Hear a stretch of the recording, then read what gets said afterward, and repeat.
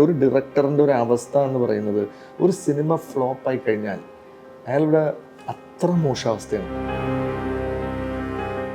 ഇവിടെ ഒരു നല്ല ആർട്ടിസ്റ്റ് ഫോൺ എടുക്കില്ല, പ്രൊഡക്ഷൻ കമ്പനികൾ അവർ പടം പോലും കാണത്തില്ല, അവരെ മൈൻഡ് ചെയ്യില്ല, മനസ്സിലായില്ലേ? കൊടുക്കാനുള്ള കാശ് കൊടുക്കില്ല. എങ്ങനെ ചോദിക്കും? പടം അവർക്ക് ലോസാണ്. ജീവിതകാലം മൊത്തം ആ ഒരു വിഴുപ്പും കൊണ്ടിന് ജീവിതകാലം ജീവിക്കേണ്ടി വരും. എല്ലാവരെയും പരിഹാസപാത്രമായി.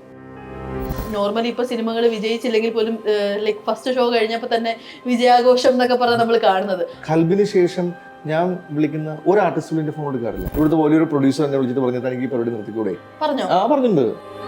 അപ്പൊ ശരിക്കും ഈ അശ്വന്ത് കോക്കിന്റെ റിവ്യൂ കുറച്ച് ബയസ്ഡ് ആയിട്ട് ഫീൽ ചെയ്തു? അശ്വന്ത് കോക്കിന് മാത്രമല്ലല്ലോ, എത്ര ആളുകൾ അതിനകത്ത് മോശമായിട്ട് റിവ്യൂ പറഞ്ഞിട്ടുണ്ട്. ലെൻസ്മാൻ എന്ന റിവ്യൂർ മനസ്സിലായി, ഇവിടുത്തെ ഭയങ്കര വലിയ കുട്ടിയെ ആഘോഷപ്പെടുന്ന ഇംഗ്ലീഷിൽ ഭയങ്കര വലിയ ബിൽഡപ്പ് കാണിക്കുന്ന ഒരു റിവ്യൂറാണ്, മനസ്സിലായില്ലേ? അയാൾ ഖൽബ് സിനിമയ്ക്ക് റിവ്യൂ എഴുതി. അയാളെ ഫോളോ ചെയ്യുന്ന ഒരു ക്രീം ഗ്രൗണ്ട് ഇയാളെന്തോ വലിയ സംഭവം എന്ന് പറഞ്ഞു കഴിഞ്ഞാൽ അവരൊക്കെ അങ്ങനെ സിനിമയെ കാണത്തുള്ളൂ.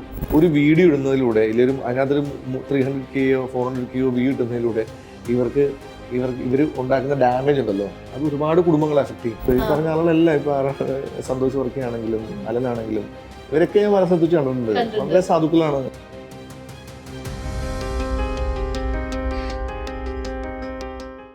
Hello and welcome to Noor talks. അപ്പോൾ ഇന്നത്തെ നമ്മുടെ ഗസ്റ്റ് സാജിദ് യഹിയാണ്. വെൽക്കം. Thank you. അപ്പോൾ എന്തായാലും ഞാൻ OTTക്ക് ശേഷം നമ്മുടെ ഖൽബ് ഒരുപാട് സക്സസ് ആയി. അത് പ്രതീക്ഷിച്ചിരുന്നോ എന്ന് ചോദിക്കുന്നില്ല, കാരണം ഓൾറെഡി എഴുതിയിട്ടുണ്ട് ഖൽബിന്റെ മിടുപ്പുകൾ ഒരിക്കൽ എല്ലാവരും അറിയുന്നു. അപ്പൊ അതെന്താ, എങ്ങനെയായിരുന്നു ആ ദീർഘവീക്ഷണം എവിടുന്നാ വന്നത്? ദീർഘവീക്ഷണം ഞാൻ പല ഇന്റർവ്യൂവിലും പറഞ്ഞു, നമ്മൾ അത്ര എഫേർട്ട് ഇട്ട് അത്ര സത്യസന്ധമായി അപ്രോച്ച് ചെയ്ത സിനിമയാണ് ഖൽബ്. അപ്പം എല്ലാവരും അങ്ങനെ തന്നെയാണ്. അപ്പം എന്തുകൊണ്ടോ ആ സിനിമ അന്ന് തിയേറ്ററിൽ ഒരു വിചാരിച്ചൊരു സക്സസ്സോ ഇല്ലെങ്കിൽ ഭയങ്കര ബ്ലോക്ക് ബസ്റ്റർ ഹിറ്റോ ഒരു അങ്ങനെ സംഭവം ഉണ്ടായില്ല. അത് ഞാൻ ഉദ്ദേശിച്ച റൈറ്റ് ഓഡിയൻസിലോട്ട് അത് എത്തിയില്ല എന്ന് വേണം പറയാൻ. അപ്പം അതുകൊണ്ട് തന്നെ എനിക്കറിയായിരുന്നു ഇപ്പം ദൈവാനുഗ്രഹം കൊണ്ട് ഇപ്പം OTT എന്നൊരു പ്ലാറ്റ്ഫോമിൽ അങ്ങനത്തെ ഒരു ബിസിനസ്സിൽ അങ്ങനത്തെ ഒരു സിനിമയ്ക്ക് വന്നതോടുകൂടി ഇതുപോലെ ഞങ്ങളെപ്പോലുള്ള ചെറിയ ആർട്ടിസ്റ്റുകളുടെ ഇങ്ങനത്തെ സിനിമകൾ എന്തായാലും അങ്ങനെ റീച്ച് കിട്ടുമെന്ന്. അപ്പോൾ ഈ സിനിമ ആ റൈറ്റ് ഓഡിയൻസിലെത്തി. അവർ ഈ സിനിമയുടെ പ്രൊമോഷൻ ഒന്നും ചെയ്ത് ഞങ്ങളല്ല ഇത് ചെയ്യുന്നത്, സിനിമ കാണുന്ന പ്രേക്ഷകരാണ്. ഒരു സിനിമയുടെ ഏറ്റവും വലിയ വിജയം അതാണ്. ഇതുവരെ കാണാത്ത ഒരുപാട് മുഖങ്ങൾക്ക് വേണ്ടി അവർ റീലിലിടുന്നു, അവരതിനകത്ത് പാട്ടുകൾ പാടിയിടുന്നു, ആ സിനിമ കണ്ട മൊമെന്റ്സിനെ കുറിച്ച് എഴുതുന്നു. അത് ഭയങ്കര പ്രൊഫഷണൽ ആയിട്ടും ഭയങ്കര അമച്ചുറിഷായിട്ടും ഇതൊക്കെ ഞങ്ങൾ റീഷെയർ ചെയ്തുകൊണ്ടെന്ന് മാത്രമേ ഞങ്ങൾ പ്രൊമോഷൻ സൈഡിൽ ചെയ്യുന്നുള്ളൂ. ആ കിട്ടുന്ന ഇമ്പാക്റ്റ് ഭയങ്കര സത്യസന്ധവും ഭയങ്കര ആരാലെയും ഇനി ഇത് തടുക്കാൻ പറ്റാത്തതാണെന്ന് ഞാൻ വിശ്വസിക്കുന്നു. അതിന്റെ റീച്ച് എല്ലാവരും ആസ്വദിക്കുക, ഓരോ ക്രീം മെമ്പേഴ്സും ആസ്വദിക്കുന്നത് ഞാനും അതിന്റെ ഏറ്റവും പീക്ക് ലെവലിൽ നിന്ന് ആസ്വദിച്ചുകൊണ്ടിരിക്കുകയാണ്. ഇപ്പൊ നമ്മുടെ അശ്വന്ത് കോക്കിന്റെ റിവ്യൂ, അപ്പൊ ഈ റിവ്യൂവിന്റെ ഞാൻ OTT റിലീസിന് സീരിയസ് ആയിട്ട് പറയുകയാണെങ്കിൽ തിയേറ്ററിൽ പോയി മൂവി കണ്ടിട്ടില്ല, OTTയിലാണ് കണ്ടത്. അപ്പം ആക്ച്വലി OTT തിയേറ്ററിൽ പോവാത്ത കാരണം എന്ന് വെച്ച് കഴിഞ്ഞാൽ നമ്മളിങ്ങനെ ഓക്കെ മൂവി അത്ര പോരാ എന്ന് ഒരുപാട് റിവ്യൂ കണ്ടു. അപ്പം ഉറപ്പായിട്ടും തിയേറ്റർ എനിക്ക് മിസ്സായി. ഞാൻ OTTക്ക് ശേഷം ഞാൻ ഈ കമന്റ് ബോക്സ് നോക്കി. അപ്പൊ ഈ പ്രേക്ഷകരെ മൊത്തം പറയാം, നല്ലൊരു സിനിമ നശിപ്പിച്ചില്ലേ, റിവ്യൂ കൊടുത്ത് നശിപ്പിച്ചില്ലേ, അവരുടെ എഫേർട്ട് കളഞ്ഞില്ലേന്ന്. അപ്പൊ ശരിക്കും ഈ അശ്വന്ത് കോക്കിന്റെ റിവ്യൂ കുറച്ച് ബയസ്ഡ് ആയിട്ട് ഫീൽ ചെയ്തു? അശ്വന്ത് കോക്കിന് മാത്രമല്ലല്ലോ, എത്ര ആളുകൾ അതിനകത്ത് മോശമായിട്ട് റിവ്യൂ പറഞ്ഞിട്ടുണ്ട്, എത്ര ആളുകൾ റിവ്യൂ എഴുതിയിട്ടുണ്ട്. ഇപ്പൊ അശ്വന്ത് കോക്കിന്റെ അങ്ങനത്തെ റിവ്യൂടെ താഴെ തന്നെ എത്ര ആളുകൾ താഴെ വന്ന് വളരെ മോശമായിട്ട് റിവ്യൂ ചെയ്തിട്ടുണ്ട്. അപ്പം അത് എല്ലാ കാലഘട്ടത്തും അങ്ങനെ തന്നെയാണ്. ഇപ്പൊ നിങ്ങൾ ആലോചിച്ച് നോക്കുക, ഞാൻ പല ഇന്റർവ്യൂവിലും പറഞ്ഞതാണ്, ഇപ്പൊ ഒരു ഹോട്ടലിൽ പോയി നമ്മളൊരു ബിരിയാണി കഴിച്ചിട്ട് അത് ഇഷ്ടപ്പെട്ടില്ല എന്ന് പുറത്തിറങ്ങി ഒച്ചത്തി പറഞ്ഞുകൊണ്ട് ചീത്ത ഹോട്ടലിനെ വിളിച്ചാൽ നിങ്ങൾക്ക് ഒരു 1000 രൂപ കിട്ടുമെങ്കിൽ ഇവിടുത്തെ ഹോട്ടലിന്റെ അവസ്ഥ എന്തായിരിക്കും? എല്ലാ ഹോട്ടലിലും മുമ്പിൽ 5 രൂപ ഉണ്ടാവും. കൊള്ളാത്ത ബിരിയാണി ഇല്ലെങ്കിൽ വൃത്തിയായിട്ട ബിരിയാണി എന്ന് പറയും, 1000 രൂപ എന്ന് പറയും. അപ്പം അതൊരു റവന്യൂ സോഴ്സ് ആയിട്ട് മാറി. ഇവിടെ അൽഗോരിതം വർക്കാവുന്ന തന്നെ നെഗറ്റീവിലും ഇല്ലെങ്കിൽ ഡിസ്ലൈക്കിലുമാണ്. അപ്പം അങ്ങനെ ഒരു സിറ്റുവേഷനിൽ ഇതുപോലുള്ള ഒരുപാട് ആളുകളുണ്ടാവും, മനസ്സിലല്ലേ? അപ്പം അവരെ സിനിമ ബാധിക്കപ്പെടാതിരിക്കണമെന്നുണ്ടെങ്കിൽ ആ സിനിമ ഇപ്പുറത്തെ സൈഡിൽ അതിനെ സപ്പോർട്ട് ചെയ്യുന്ന ഫാൻ സപ്പോർട്ടോ ഇല്ലെങ്കിൽ സിനിമ കണ്ട പ്രേക്ഷകരുടെ സപ്പോർട്ട് സിസ്റ്റം ഉണ്ടെങ്കിൽ ഈസിലി അത് പോകും. ഇപ്പൊ റിവ്യൂ ബേസ്ഡ് ആണ് ഒരു സിനിമയോടെ വിജയിക്കുന്നതെങ്കിൽ കഴിഞ്ഞ വർഷത്തെ ഏറ്റവും വലിയ ബ്ലോക്ക് ബസ്റ്റർ ഞാൻ തന്നെ പ്രൊഡ്യൂസ് ചെയ്ത പല്ലോട്ടിയല്ലേ? ആ സിനിമ ആരെങ്കിലും എന്തെങ്കിലും പറഞ്ഞു? ആ സിനിമ എല്ലാവരും കൊണ്ടാടിയ സിനിമയാണ്. ഈ പറഞ്ഞ അശ്വന്ത് ആയാലും ഈ പറഞ്ഞ എല്ലാ ആൾക്കാരും ആ സിനിമ നല്ലത് പറഞ്ഞാണ്. എന്താണ് ആ സിനിമ കിട്ടിയ റിസൾട്ട്, എന്താണ് കളക്ഷൻ? അപ്പം ഇതിനെയൊക്കെ സപ്പോർട്ട് സിസ്റ്റം വേണമെങ്കിൽ തിയേറ്ററിൽ റൈറ്റ് ടൈമിൽ നമുക്ക് ഷോ കിട്ടണം, പ്രത്യേകിച്ച് പുതിയ ആൾക്കാരുടെ സിനിമകൾക്ക്. ഇവിടെ അതിനൊരു സിസ്റ്റം വരണം. ഇപ്പം ഞങ്ങൾക്ക് രാവിലെ 10 മണിക്ക് ഷോയ്ക്ക് ഖൽബ് എന്ന സിനിമയ്ക്കോ പല്ലോട്ടി എന്ന സിനിമയ്ക്കോ നിങ്ങൾ ആരെങ്കിലും പോകുമോ? ഇപ്പൊ ഒരു വിജയ് സിനിമയാണെങ്കിൽ നമ്മൾ പോയിരിക്കും, ഇല്ലെങ്കിൽ മമ്മൂക്ക സിനിമയാണെങ്കിൽ പോകും. എന്നാലും അവിടെ ആ ഷോ നടക്കും, മനസ്സിലല്ലേ? ഇവിടെ ആ ഷോ നടക്കില്ല. ആ ഷോ നടക്കാത്തത് കൊണ്ട് തന്നെ ആ സിനിമ അതിനെ പിടിച്ചുകൊണ്ട് ഇനിയുള്ള ഒരു ഷോയും നടക്കില്ല. പണ്ട് ഇവിടെ മുമ്പ് ഭയങ്കര ഹിറ്റായിട്ടെന്ന് പറയുന്ന അനീതി പ്രാവ് ആണെങ്കിലും ഇല്ലെങ്കിൽ ഗോഡ് ഫാദർ അല്ല മീൻ അങ്ങനത്തെ ഒരുപാട് സിനിമകൾ ആദ്യത്തെ ആഴ്ചകളിൽ തിയേറ്ററിൽ ആളില്ലായിരുന്നു. അവിടെ കണ്ട 10 പേർക്ക് ഷോ ഇട്ടതും 5 പേർക്ക് ഷോ, അത് 10ആയി, അത് 50ആയി, അത് 100ആയി, ഇന്ന് ഏറ്റവും വലിയ ഹിറ്റുകളായി മലയാളത്തിൽ മാറിയത് ആ ഒരു മൗത്ത് പബ്ലിസിറ്റിയിലൂടെയാണ്. അപ്പം നിങ്ങൾ ഈ പറയുന്ന റിവ്യൂവേഴ്സിനെ ഓപ്പോസിറ്റ് ചെയ്യാൻ ഇന്ന് എനിക്ക് കിട്ടുന്ന സപ്പോർട്ടില്ലേ ഓൺലൈനിൽ, ഈ ഓൺലൈനിൽ ഇന്ന് നിങ്ങൾ കാണുന്ന പോലത്തെ റിവ്യൂ സിസ്റ്റം അന്നൊരു സപ്പോർട്ടിംഗ് സിസ്റ്റം ഉണ്ടായിരുന്നെങ്കിൽ ഉറപ്പും കൽബ് തിയേറ്ററിൽ വർക്കായനെ. അപ്പൊ അതില്ല, അത് കിട്ടിയില്ല. മൗത്ത് പബ്ലിസിറ്റി വരാനുള്ള ഷോസ് നടന്നിട്ടില്ല. അതിന്റെ വിഷയം എന്ന് പറഞ്ഞാൽ ആ സമയത്ത് ഒരുപാട് അന്യഭാഷ ചിത്രങ്ങൾ റിലീസ് ആയിട്ടുണ്ട്. ഇപ്പം അന്ന് ഇറങ്ങി, ഇപ്പം നമ്മളത് പ്ലാൻ ചെയ്യുമ്പോൾ അന്ന് ഹോസ്റ്റൽ എന്ന സിനിമ മാത്രമേ ഓപ്പോസിറ്റ് ഉള്ളൂ. പക്ഷെ ഞങ്ങൾ റിലീസ് അടുപ്പിക്കുന്നത് അറിയുന്നത് അന്ന് ധനുഷിന്റെ ക്യാപ്റ്റൻ മില്ലർ ഉണ്ട്, ശിവകാർത്തികന്റെ സിനിമയുണ്ട്, പിന്നെ ഹനുമാൻ എന്ന സിനിമയുണ്ട്, പിന്നെ ഹാപ്പി ക്രിസ്മസ് എന്ന വിജയ് സേതുവിന്റെ സിനിമയുണ്ട്, പിന്നെ ഇംഗ്ലീഷ് സിനിമകളുണ്ട്. അപ്പൊ ഒരു സാധാരണ 100 രൂപ മുടക്കി ടിക്കറ്റ് എടുക്കുന്ന ഒരു പ്രേക്ഷകന് 8ാമത്തെയോ 9ാമത്തെയോ ഓപ്ഷനാണ് ഖൽബ്. അതെങ്ങനെ ഖൽബ് പോലത്തെ ഒരു സിനിമ, എന്നെ പോലത്തെ ഒരു ഡയറക്ടറിന്റെ, അല്ലെങ്കിൽ രഞ്ജിത്തിനെ നേഹയെ പോലത്തെ കുറെ പുതിയ മുഖങ്ങളുടെ സിനിമ എങ്ങനെ പൊങ്ങി വരാനാണ്? അത്രേ ഉള്ളൂ. അപ്പൊ ഈ മൂവിയുടെ നമ്മുടെ ഈ എന്താ ഷോസ് കുറഞ്ഞപ്പോ എപ്പോഴെങ്കിലും മനസ്സിൽ വിചാരിച്ചിരുന്നോ കാസ്റ്റിംഗ്? ഒരിക്കലുമല്ല. കാസ്റ്റിംഗ് നമ്മളൊരു സിനിമ ഇപ്പം അങ്ങനൊരു നമ്മൾ അത്രയും വിശ്വസിച്ച് അവരത്രയും കഷ്ടപ്പെട്ട് അവരത്രയും എഫേർട്ട് എടുത്ത്, രഞ്ജിത്ത് ആണെങ്കിൽ നേഹാലി സിനിമ വിളിച്ച് എല്ലാവരും അത്രത്തോളം കഷ്ടപ്പെട്ടു സിനിമയ്ക്ക് വേണ്ടി, മനസ്സിലായില്ലേ? അപ്പോൾ അത്രയും ഒരു എഫേർട്ട് ഇടുമ്പോൾ എനിക്ക് ഉറപ്പാണ് ആ സിനിമ അവർക്ക് അത് ഗുണമായി മാറുമെന്ന് എനിക്ക് ഉറപ്പാണ്. ഇത്രയും പാട്ടുകൾ, ഇത്രയും എന്താ പറയുക, ഒരു വലിയൊരു ഒരു സിനിമാറ്റിക് എക്സ്പീരിയൻസ് പോലെ ഒരു സിനിമയാണ്. വൈഡ് ഫ്രെയിംസുകൾ, ഒരുപാട് സോങ് സീക്വൻസ്, നല്ല രസമുള്ള മൊമെന്റ്സുകൾ, ഫൈറ്റുകൾ, വിഷ്വൽസ് എല്ലാ സിനിമയിലുണ്ട്. അപ്പം അങ്ങനെ ഇപ്പൊ ഒരു ആർട്ടിസ്റ്റ് ബേസ് അല്ലല്ലോ ഇവിടെ, എല്ലാ ആർട്ടിസ്റ്റുകളും ഇങ്ങനെയല്ലേ വന്നിരിക്കുന്നത്, മനസ്സിലല്ലേ? അപ്പം ഒരു പുതുമുഖ നടൻ എന്ന രീതിയിൽ രഞ്ജിത്ത് അല്ലെങ്കിൽ നെസ്ലിൻ രണ്ടുപേരും അവരുടെ അഭിനയത്തെ കുറിച്ച് പലതും പറയുന്നുണ്ടെങ്കിലും ഒരു പുതുമുഖ നടൻ എന്ന രീതിയിൽ ഞാൻ അവർക്ക് അത്രത്തോളം ഞാൻ ഹാപ്പിയാണ് അവരുടെ പെർഫോമൻസിൽ. ഞാൻ ഏറ്റവും കൂടുതൽ എക്സൈറ്റഡ് ആയ രഞ്ജിത്തിൻ്റെയും നേഹയുടെയും എല്ലാവരുടെയും പെർഫോമൻസ്. ഞാൻ ഇപ്പം ഹാഷിഖ് ഖാലിദ് ആണെങ്കിലും അവരുടെയൊക്കെ പെർഫോമൻസ് എൻ്റെ one of the best moments ആണ്. അവരുടെ ഫസ്റ്റ് ആ പെർഫോമൻസ് ആ ചെറിയ സ്ക്രീനിൽ കണ്ട് അത് ഓക്കെ പറഞ്ഞത്. അതുപോലെ തന്നെ നമ്മള് നോർമലി ഒരു നായികയ്ക്ക് കാണുന്ന ഒരു സൗണ്ട് ഉണ്ട്, ഭയങ്കര പോളിഷ്ഡ് ആയിട്ടുള്ള വോയിസ് ഒക്കെ. നമ്മൾ നോർമലി നായികമാർക്ക് അധികം കണ്ടിട്ടില്ലാത്ത സൗണ്ട്സ് ആണ്. ഡബിങ് ആർട്ടിസ്റ്റുകളെയാണ് പൊതുവെ എല്ലാവരും ഇപ്പോൾ പ്രിഫർ ചെയ്യാറ്. പക്ഷെ മൂവിയിൽ കണ്ടപ്പോഴത്തേക്ക് ആ ഒരു ക്യാരക്ടറിനെ അത്രയും ബ്യൂട്ടിഫുൾ ആയിട്ട് കാണിച്ചതിൻ്റെ ഒരു മെയിൻ പാർട്ടും ആ ഒരു ഡബിങ്ങിന് ഉണ്ടായിരുന്നു. അപ്പോൾ നേഹ തന്നെ ഡബ് ചെയ്താൽ മതി എന്നാണ് എനിക്ക് ആദ്യം. നേഹ എനിക്ക് ഫിസിക്കലി കാണുന്നതിന് എനിക്ക് ഇഷ്ടപ്പെട്ട നേഹയുടെ സൗണ്ടാണ്. എനിക്ക് ആ സൗണ്ടിൽ ആ സിനിമ ഒരു പതിന, അല്ലെങ്കിൽ ഒരു കോൺഫിഡൻസ് ഇല്ലാത്തൊരു സൗണ്ടാണ്. അത് ഭയങ്കര പതിന ഒരു ക്യാരക്ടർ അങ്ങനെയാണ്. എനിക്കപ്പം നേഹ തന്നെ ഈ സിനിമയിൽ അഭിനയിച്ച എല്ലാവരും, ഈ സിനിമയിൽ ആരും ഒരു ചെറിയ റോള് ഡയലോഗ് പറഞ്ഞ ആൾ പോലും പുറത്തുനിന്ന് ആരും ഡബ് ചെയ്തിട്ടില്ല. എല്ലാം ഒറിജിനലാണ്. എനിക്ക് എപ്പോഴും ആസ് എ ഡയറക്ടർ അല്ലെങ്കിൽ ഞാൻ ആക്ടിങ് സ്റ്റൈലിൽ ലൈഫിൽ സിനിമയിൽ വന്നതാണ്. അപ്പോൾ എനിക്ക് ഒരു ആർട്ടിസ്റ്റ് അയാളുടെ ആ ഇമോഷൻ ക്യാരി ചെയ്യുന്നെങ്കിൽ ആ സൗണ്ടിങ്, അയാളുടെ തന്നെ ആ സൗണ്ട് പഠിക്കാൻ വളരെ ആഗ്രഹമുള്ള ആളാണ് ഞാൻ. മാക്സിമം അതുകൊണ്ട് ട്രൈ ചെയ്യും. ഞാൻ സിനിമയിൽ ഒരുപാട് ട്രൈ ചെയ്തിട്ടാണ് ഇവരെ കൊണ്ട് ഡബ് ചെയ്തിരിക്കുന്നത്. ഒരുപാട് നേരം സമയം എടുത്താണ് ചെയ്തിരിക്കുന്നത്. അത് ഈ സിനിമയ്ക്ക് ഇപ്പോൾ പല ആളുകളും അവരുടെ സൗണ്ട് പോരാ, ഇല്ലെങ്കിൽ നായകൻ എല്ലാം പറയുന്നത്. പക്ഷേ എന്നെ സംബന്ധിച്ചോളം ആസ് എ ഡയറക്ടർ ഞാൻ ഉദ്ദേശിച്ചത് ഇത് തന്നെയാണ്. അത് നല്ല വെടിപ്പായിട്ട് ചെയ്യാൻ പറ്റുന്ന ഞാൻ വിശ്വസിക്കുന്നു. അത് ഇഷ്ടപ്പെടാത്തവർ നേരത്തെ പറഞ്ഞോളുണ്ടാവും, പക്ഷെ അതൊന്നും എന്നെ ബാധിക്കുന്നതല്ല. പക്ഷെ എൻ്റെ ഒരു ഹാപ്പിനെസ് വേറെ ആരും ഡബ് ചെയ്താൽ ചിലപ്പം ഭയങ്കര അടിപൊളിയായിരിക്കും, പക്ഷെ അത് ഭയങ്കര പോളിഷ്ഡും ആയിരിക്കും. എനിക്ക് അങ്ങനത്തെ സൗണ്ടിങ് ഇഷ്ടമല്ല. അതെ എനിക്ക് ഏറ്റവും ഞാൻ ഹാപ്പിയാണ് ആ സൗണ്ടിലും, രണ്ടുപേരുടെ പെർഫോമൻസും സൗണ്ടിലൊക്കെ ഞാൻ ഭയങ്കര ഹാപ്പിയാണ്. ഈ നേഹ ആദ്യമായിട്ട് മൂവി കണ്ടിട്ട് തിരിച്ചു വന്നു കഴിയുമ്പോഴത്തേക്ക് ഫാദർ ചൂടാവുന്ന ഒരു സീൻ ഉണ്ടല്ലോ, അമ്മേനെ അടിക്കുന്നതൊക്കെ. അപ്പൊ പുള്ളിക്കാരത്തി പോയിട്ട് ഒരു ഹെഡ്ഫോൺ എടുത്തിട്ട് ഇങ്ങനെ ചെവിയിൽ വെക്കുന്നത്. അപ്പൊ അത് കാണുമ്പോഴത്തേക്ക് ലൈക്ക് ഒരുപാട് ഇങ്ങനെ പേരൻസിന്റെ വഴക്ക് കണ്ട് അത് അനുഭവിക്കുന്ന പിള്ളേരുടെ ട്രോമ നമുക്ക് അതിൽ കാണാം. അപ്പൊ ഇത് എവിടുന്ന് ഇൻസ്പയർ ചെയ്താണ്? ഇതുപോലത്തെ ട്രോമാസ് ഉള്ള കുട്ടികളെ കണ്ടിട്ടുണ്ടോ? അതല്ല, ഇപ്പം നിങ്ങള് എത്രത്തോളം ശ്രദ്ധിച്ചെന്ന് എനിക്കറിയില്ല. ആ സമയത്ത് നേഹ ഇത് പാട്ടാ കേൾക്കുന്നത് നോക്കിയാ, അത് ലോകത്തെ ഏറ്റവും കൂടുതൽ ആളുകൾ സൂയിസൈഡിന് മുമ്പ് കേട്ടുള്ള ഒരു സോങ് ഉണ്ട്, ഒരു ഫ്രഞ്ച് തോന്നുന്ന കമ്പോസിഷൻ. ആ സോങ്ങാണ് ആ കുട്ടി കേൾക്കുന്നത്. നമ്മൾ കോപ്പിറൈറ്റ് ഇഷ്യൂ ഉള്ള കാരണം ആ സോങ് OTT വന്ന ഔട്ടിൽ ആ സോങ് അല്ല ഇട്ടിരിക്കുന്നത്, ഇപ്പം മ്യൂസിക്കിലേ പോയി. പക്ഷെ സ്ക്രീനിൽ കാണാൻ പറ്റും. അതൊരു പല കൺട്രികളിലും ബാൻഡ് ആയിട്ടുള്ള ഒരു സോങ്ങാണ്. അപ്പം നമ്മൾ ആ കുട്ടി പോകുന്ന മൗത്ത് എന്ന സൈഡിലേക്ക് പോകുന്നതിന് മുമ്പുള്ള ഒരു ഹിന്റാണ് ആ കൊടുത്തിരിക്കുന്നത്. അപ്പം ഇപ്പം ആ വീട്ടിലെപ്പോഴും അങ്ങനെ ഇരിക്കും, ആ കുട്ടി പാട്ടുകളായിരിക്കും ഇരിക്കുന്നത്. ഇപ്പം തുമ്പി ഒരിക്കലും നേഹയുടെ ക്യാരക്ടർ ഒരിക്കലും ഇഷ്ടപ്പെടുന്നത് കാൽപ്പോടെ ലുക്കോ സിക്സ് പാക്കോ ഒന്നുമല്ലല്ലോ, ഇഷ്ടപ്പെടുന്നത് അവരുടെ ലൈഫാണ് അല്ലേ. ഇപ്പം ഡോൾഫിൻ ബീച്ചും അവരുടെ ഡാഡിയും അവിടെയുള്ള കുറേ ജീവിതങ്ങളും ഇത്രയും ഫ്രീ ആയിട്ട് ഇത്രയും ഹാപ്പി ആയിട്ട് ഇത്രയും ബ്യൂട്ടിഫുൾ ആയിട്ട് ആൾക്കാർ ജീവിക്കുന്നുണ്ട് എന്ന് പറയുന്ന ആണ് തുമ്പിയുടെ ഇഷ്ടം. അപ്പൊ കാൽപ്പോ തിരിച്ചു നോക്കുമ്പോൾ ഇതുവരെ കാണാത്ത കൈൻഡ് ഓഫ്, കാരണം കാൽപ്പോ തുമ്പിലൂടെയാണ് ആലപ്പുഴ തന്നെ കാണുന്നത്, മനസ്സിലല്ലേ. അദ്ദേഹം പ്രണയത്തെ ആ ക്യാരക്ടർ പ്രണയത്തെ ഒരു പാസ്പോർട്ടായിട്ട് മാത്രമാണ് കണ്ടുകൊണ്ടിരുന്നത്. എങ്ങനെങ്കിലും ഈ ബ്യൂട്ടിഫുൾ നാട്ടിൽ നിന്ന് പുറത്തോട്ട് പോകാനുള്ള ഒരു പാസ്പോർട്ട്, അവിടെ ഒരു റിയൽ പ്രണയം വന്നാൽ എങ്ങനെ ഉണ്ടാവും എന്ന് മാത്രമാണ് ഞങ്ങൾ ഈ സിനിമ കൊണ്ട് ട്രൈ ചെയ്തിരിക്കുന്നത്. അപ്പൊ അത് ഇപ്പം നിങ്ങൾക്ക് നോക്കിയാൽ മനസ്സിലാമല്ലോ, ഈ നമ്മുടെ എല്ലാ സ്ഥലങ്ങളിലും, അതായത് ഇപ്പം എറണാകുളത്ത് തമ്മനം, ഇല്ലെങ്കിൽ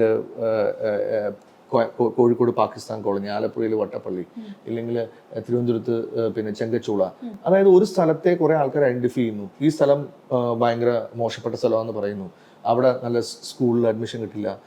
ഡോൾഫിൻ ബീച്ച് അങ്ങനത്തെ സ്ഥലമാണ്, അവിടെ നല്ലൊരു ബാങ്ക് ലോൺ കൊടുക്കില്ല, അവിടെ ഒരു പ്രശ്നബാധിത സ്ഥലമാണ്. പക്ഷേ അങ്ങനെയാണ് സ്ലമ്മുകൾ സൃഷ്ടിക്കപ്പെടുന്നത്. അപ്പം അങ്ങനത്തെ ഒരു സ്ഥലത്തെ ലൈഫ് എന്ത് ബ്യൂട്ടിഫുൾ ആണെന്ന് പറയാം. ഞാൻ അവിടെ നിന്ന് വന്നിട്ടുള്ള ആളാണ്, പിന്നെ എന്റെ നാടും എല്ലാം അവിടെയാണ്, എന്റെ നാടും അതാണ്. അപ്പം അത്രയും ബ്യൂട്ടിഫുൾ ആയിട്ടുള്ള ആളുകൾ, അങ്ങോട്ടും ഇങ്ങോട്ടും സ്നേഹിക്കുന്ന, അങ്ങോട്ടും ഇങ്ങോട്ടും പേര് വിളിച്ചറിയാവുന്ന, ഇല്ലെങ്കിൽ അവിടെ ഒരു പ്രശ്നം വന്നാൽ ഓടി വന്ന് കാര്യങ്ങൾ നടത്തുന്ന ഒരു കൂട്ടം ആളുകളുടെ സ്ഥലമാണ്.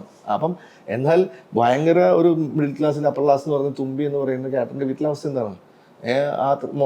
ആ കൂട്ടിട്ട മാടത്തെ പോലെ അവരുടെ ജീവിക്കുന്നത്. അപ്പം ഈ ഒരിക്കലും ഖൽബ് പറയുന്നൊരു കാസ്റ്റ് പൊളിറ്റിക്സ് അല്ലല്ലോ, ക്ലാസ് പൊളിറ്റിക്സ്. രണ്ട് ക്ലാസ്സിൽ ജീവിക്കുന്ന ആൾക്കാർ തമ്മിലുള്ള ഇഷ്ടമാണ്. അപ്പം അദ്ദേഹത്തോമാരൊക്കെ ജോലി അടിച്ച് നടക്കുന്ന ആൾക്കാരാണെന്ന് തോന്നുന്നത്, പക്ഷെ അവർ ഭയങ്കര അടിപൊളിയായിട്ട് ലൈഫ് ജീവിക്കുന്ന ആൾക്കാരാണ്. അപ്പം ഇതൊക്കെയാണ് ഖൽബിലൂടെ നമ്മൾ പറയാൻ ഉദ്ദേശിക്കുന്ന സാധനങ്ങൾ. അത് ഒരു പരിധിയിലൊക്കെ പറയാൻ പറ്റിയിട്ടുണ്ട്. നമ്മുടെ ഈ ഫോർട്ട് കൊച്ചിയിലൊക്കെ കാണുന്ന ഈ ഒരു ആംഗ്ലോ ഇന്ത്യൻ കമ്മ്യൂണിറ്റി പോലത്തെ സംഭവങ്ങൾ ശരിക്കും അപ്പോൾ ഈ ഡോൾഫിൻ ബീച്ചിലുണ്ട്? ഉറപ്പായിട്ടുണ്ടല്ലോ. അവിടെ ഫ്രഞ്ച് കോളനികളുണ്ട്, ഡെക്സ്കോർ ഉണ്ട്.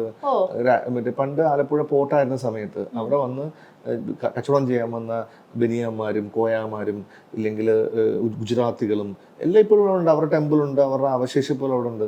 അതൊക്കെ ഇന്ന് ഫ്രഞ്ച് വലിയ ചർച്ചുകളുണ്ട്, അവരുടെ സിമിട്രികളുണ്ട്, അവരുടെ ഇന്നത്തെ ജനറേഷൻ ആൾക്കാരുണ്ട്. അപ്പോൾ ഓരോ ഇപ്പോൾ ഗുജറാത്തി സ്ട്രീറ്റ് ഉണ്ട്, ഡെക്സ്കോർ ഉണ്ട്, പിന്നെ പോർച്ചുഗീസ് സ്ഥലമുണ്ട്.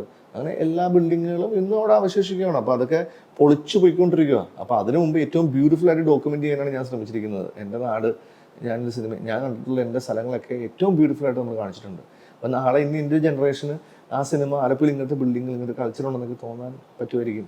നമ്മുടെ സെമിത്തേരി കാണിച്ചേക്കുന്നത് ഇവിടെ അല്ലേ? ആ സെമിത്തേരി അവിടെ ഇതിലും ബ്യൂട്ടിഫുൾ സെമിത്തേരി, പക്ഷെ അവിടെ അച്ഛൻ പെർമിഷൻ തന്നില്ല, അത് കാരണമാണ് ഇങ്ങോട്ട് വന്നത്.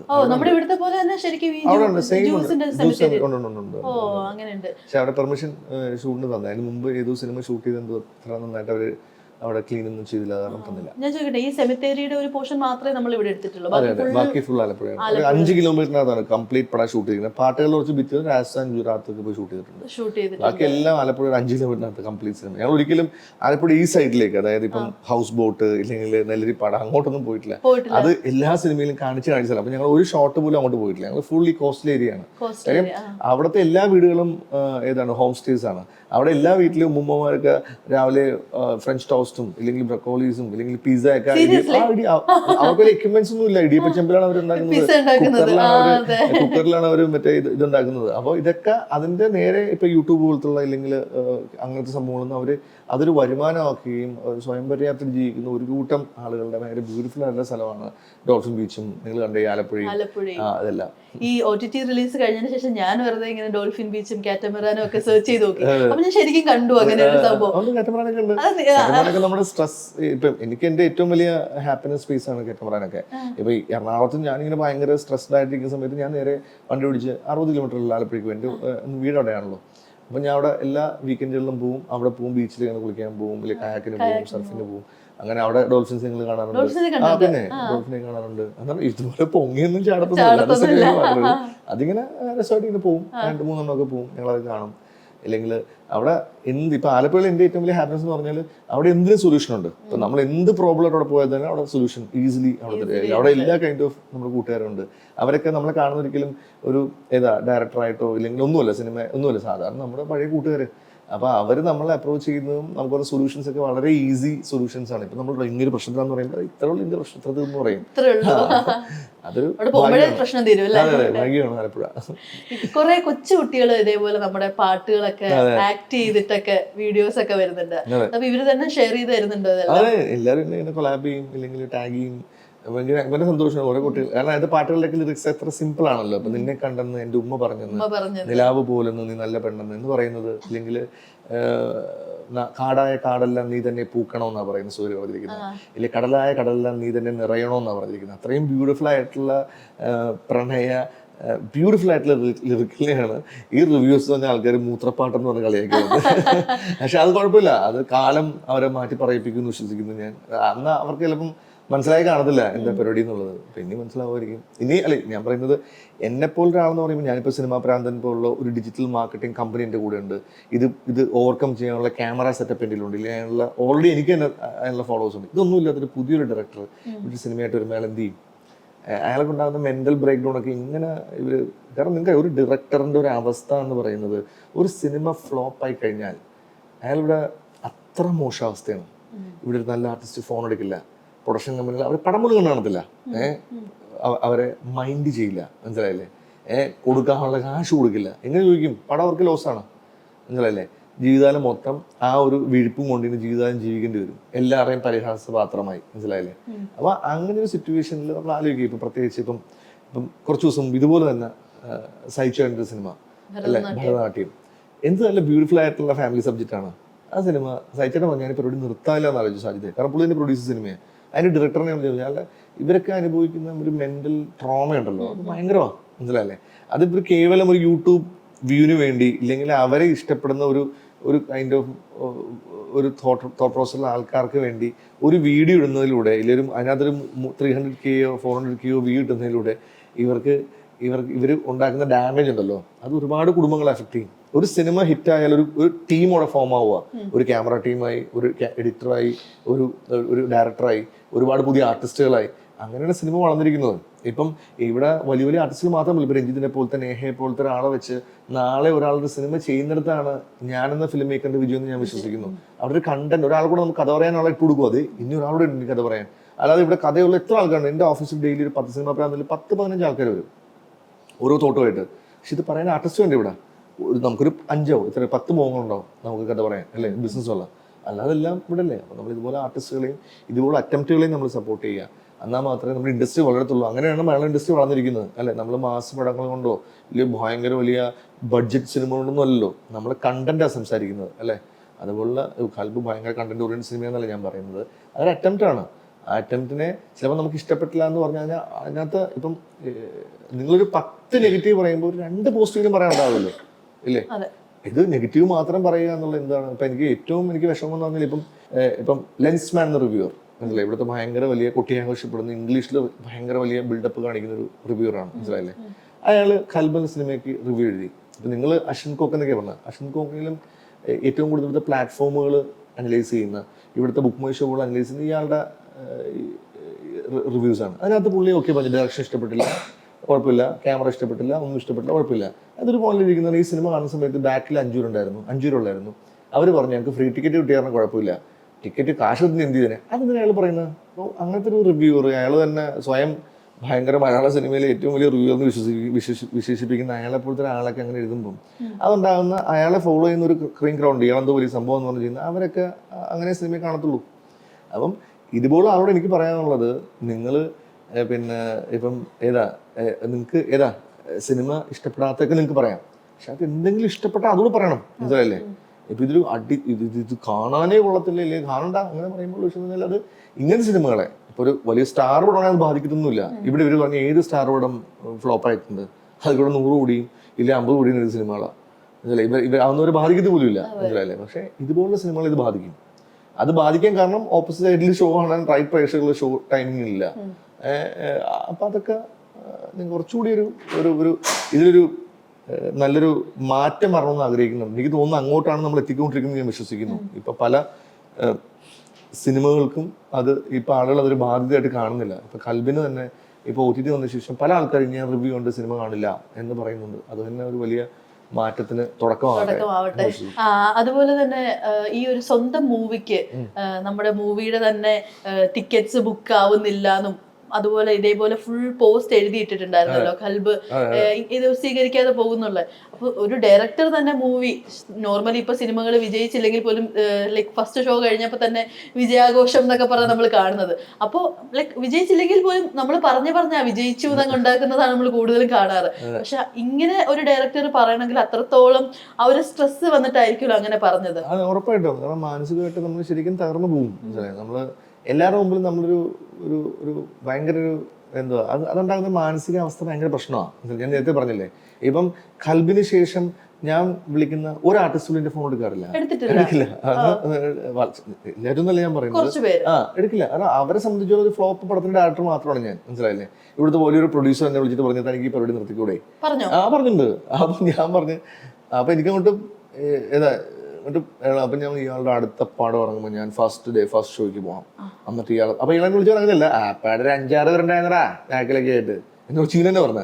ഞാൻ പറഞ്ഞാ ചേട്ടാ പുതിയ ആൾക്കാരുടെ പടമല്ലേ, അത് പറഞ്ഞ് വേറൊരു പടം അത് ഞാൻ പറഞ്ഞത് ഇത്രയും ആർട്ടിസ്റ്റുകളൊക്കെ ഇല്ലേട്ടാ, എന്നാലേടാ ഇത് നീ പരിപാടി നിർത്തിക്കൂടാ, അതാ നല്ലത് എന്നൊക്കെ പറഞ്ഞു. ആ ആള് തന്നെ ഈ OTT ഇറങ്ങി കഴിഞ്ഞപ്പോൾ എനിക്കൊരു മെസ്സേജ്, ഹാർഡ് വർക്ക് എന്താണ് എന്നിട്ടൊരു ഏതോ ഒരാളുടെ റിവ്യൂ ഒരു സ്ക്രീൻഷോട്ടും. അപ്പം ഞാൻ വിചാരിക്കുക അതാണ് ഏറ്റവും വലിയ സക്സസ്. ഞാൻ അദ്ദേഹത്തിന് അടുത്ത പടം ഞാൻ തിയേറ്ററിൽ പോയി കണ്ടിട്ട് ഇയാളെ വിളിക്കണം എന്ന് വിചാരിച്ചാണ്. പക്ഷെ അതല്ല, നമുക്ക് ആ സമയത്തുണ്ടാകുന്ന നമ്മൾ മനുഷ്യരാണല്ലോ, പെട്ടെന്ന് നമ്മൾ റേസ് ആവും, പെട്ടെന്ന് നമ്മൾ ഡൗൺ ആവും, അതൊക്കെ ഉണ്ടാവും. അപ്പൊ ഇതുപോലെ ഒരുപാട് നെഗ്ലേഷൻസ് നമുക്ക് കിട്ടും. മനസ്സിലായി? അപ്പൊ അതെല്ലാം എനർജി ആയിട്ട് കാണുക, അടുത്ത പരിപാടി ഓപ്പറേറ്റ് ചെയ്യാന്നുള്ളതാണ്. ശരിക്കും അതൊക്കെ എന്ത് മൈൻഡാ നോക്കി മൂവി കണ്ടിട്ട് ബോറാണെന്നൊക്കെ അങ്ങനെ വിളിച്ചൊക്കെ വിളിച്ച് ബോറാന്ന് പറയുന്നതല്ലോ. ഇവിടെ പ്രശ്നം കൊണ്ടാ ഈ അടുത്ത പടത്തില് കുറച്ചുകൂടി നന്നായി ഇതല്ലോ ഈ പരിപാടി നിർത്തിക്കുന്നൊക്കെ പറയുമ്പോൾ നമുക്കറിയാലോ അല്ല അയാളുടെ ഇന്റൻഷൻ അതാ നമുക്കറിയാലോ. മനസ്സിലായില്ലേ? അപ്പൊ നമ്മളയാളെ പേടിക്കണം നമ്മൾ വിചാരിച്ചാൽ മതി, അത്രേ ഉള്ളൂ. അതുപോലെ തന്നെ നമ്മളിപ്പോ തിയേറ്ററിൽ ഏറ്റവും കൂടുതൽ നമ്മൾ കാണുന്നത് തിയേറ്റർ റിവ്യൂസ്, തിയേറ്ററിൽ നിന്ന് ഇറങ്ങുന്ന റിവ്യൂസ്. അതൊക്കെ ശരിക്കും ലൈക്ക് എങ്ങനെ ഒരു മൂവിനെ എത്രത്തോളം നല്ലതാക്കുന്നുണ്ടോ അതോ മോശമാക്കുന്നുണ്ടോ? അതെ, ഞാൻ പറഞ്ഞേ, ഇത് കൽബോത്ത് സിനിമകൾക്ക് അങ്ങനത്തെ റിവ്യൂസ് കുറെ പോസ്റ്റ് ചെയ്തിട്ടുണ്ട്. അതിലൂടെയാണ് കുറച്ചെങ്കിലും ഈ സിനിമ ഒന്ന് പൊങ്ങിയത്. ആ സമയത്ത് 3ാമത്തെ വീക്കായപ്പോൾ നമുക്ക് ഒരുപാട് ഷോകൾ ഓപ്പൺ ചെയ്ത് കിട്ടി. ഏതാണ് മുക്കത്തെ പല തിയേറ്ററുകളിലും ഹൗസ്ഫുൾ ഷോസ് വിളിച്ചു, അവിടുത്തെ തിയേറ്റർ ഓണേഴ്സ് എന്നെ വിളിക്കുന്നു, മാനേജേഴ്സ് എന്നെ വിളിക്കുന്നു, അങ്ങനെ ഒരുപാട് സ്ഥലത്ത് ഷോസ് കിട്ടി. പക്ഷേ 4ാമത്തെ വീക്കായപ്പോൾ മഞ്ഞുമൽ ബോയ്സും പ്രേമിൽ പോലത്തെ വലിയ ഹിറ്റ് സിനിമകൾ വന്നു. അതോടെ തിയേറ്ററുകാർക്ക്, കാരണം അതൊന്നും ചെയ്യാൻ പറ്റില്ല. നമുക്കൊരു ഒരു സിനിമയ്ക്ക് ഇപ്പോൾ 2 ആഴ്ചയാണ് ടൈം കിട്ടുന്നത് അല്ലേ? ആ 2 ആഴ്ച നമുക്കൊന്നും ചെയ്യാൻ പറ്റില്ല.